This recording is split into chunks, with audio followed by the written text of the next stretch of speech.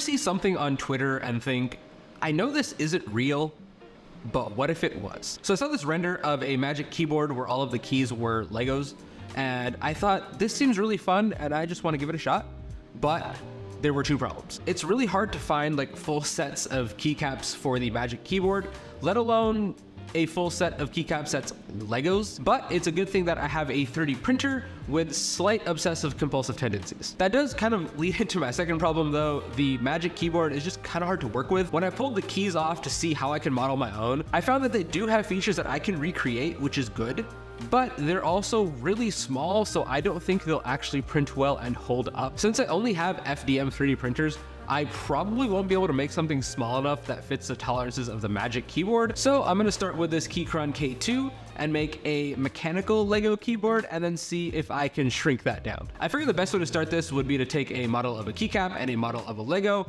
and just see how much overlap there really is in dimensions. For the keys, I'm using this Cherry MX set that I found on Printables, and I'll have those linked down below the like button along with everything else I'm using for this project. But I pulled the 1U model into Fusion 360 along with a Lego brick, and they lined up surprisingly pretty well. So making my version was pretty straightforward. I just referenced the keycap dimensions and then made space for the studs at the top. I printed this out on the Bamboo Lab X1 in their carbon fiber lava PLA at a 0.16 millimeter layer height. And for a first version, it came out really good. It fit the keyboard well and it matched the general size of the keycaps I already had, but the fit for the studs was a bit loose. With some testing and measuring, I found that the X1 was actually undersizing the studs. So I just increased the diameter a bit and I was able to get the perfect fit. Also, I know that the K2 uses different keycap heights and a sloped profile, but I wanted my set to all just be flat and in the same plane. So one, it was less to design, and two, you could connect a bunch of them together with Lego if you really wanted to. So now that I had the 1U design done, which was most of the keys, I just had to finish the shift, spacebar, and other modifiers. And this was pretty straightforward. I just took the 1U design and extended it to match the size of the keys that I needed. For the studs, I just ended up filling out any empty space so there was a nice, even, and consistent grid across the whole keyboard. Once I had the designs done and tested, I ended up printing out two sets, one on the Bamboo Lab X1 and another on the Prusa XL, which I've really been enjoying. Subscribe for the full video on that, but the XL is just a plug and play printer that has a lot of little features that make it super reliable. So the set from the X1 was printed in a few different colors that are fun and kind of reminded me of Lego to help identify groups of keys. I mainly used Bamboo Labs PLA for this one, but a few of the letters are Protopasta's Ice Clear Translucent HTPLA, so I could try to let some of the LEDs shine through. It looks cool, but the filament doesn't diffuse as much as I wanted it to, so only like the top half of the key is actually lit up. But for the keycaps from the XL, I ended up printing them all in the Prusa Galaxy Black for a clean and simple look. Aesthetically, I prefer this, but I think I need the colored set to help me identify groups of keys since I just can't touch type all that well and I have to look down from time to time. Now I've actually been using this for a couple of weeks for work, editing, writing scripts, and it isn't that bad. And honestly, the hardest thing that I think to do with this keyboard is edit. Since I use a lot of shortcuts, I kind of have to look down to make sure I hit the right key, because you know when you're typing, you can kind of get to the next letter in the sequence, but when I do a shortcut, I kind of have to make sure I'm not hitting the wrong key and doing something that messes up my timeline. Also, there's a nice tactile feeling, so you know when your finger hits a key because it kind of falls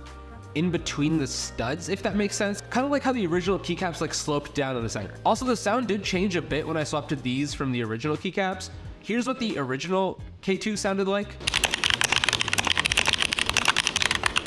And here's my modified K2.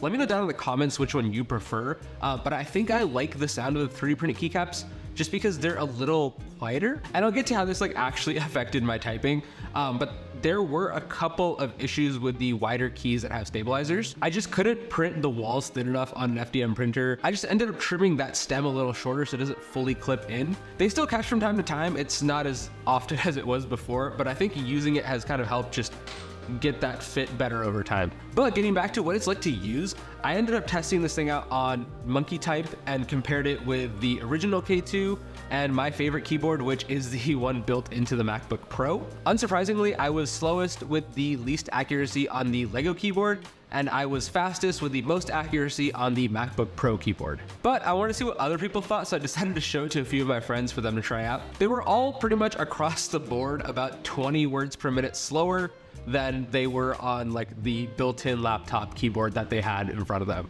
Now the mechanical keyboard version of this works great, but unfortunately with FDM 3D printing, I just can't make parts that are small enough to fit the Magic Keyboard that aren't gonna break. I'll have to try this again in the future if I can get access to a resin 3D printer. It's not exactly something I'd want to have inside of my apartment. This honestly probably won't stay on my desk in the long term just because I need to type faster and be more accurate when I'm doing things. But it is really fun to use, so I'll definitely keep it around, especially for when people come over. Also, let me know down in the comments if you don't want to download a set of these for yourself. I might put them up on my website along with a few printed sets in case you don't have a 3D printer of your own. But thanks for watching. Be sure to like and subscribe for more videos about tech, cameras, and making. Here's a video about the M3 Max MacBook Pro, and here's a video that YouTube thinks you're gonna like the best.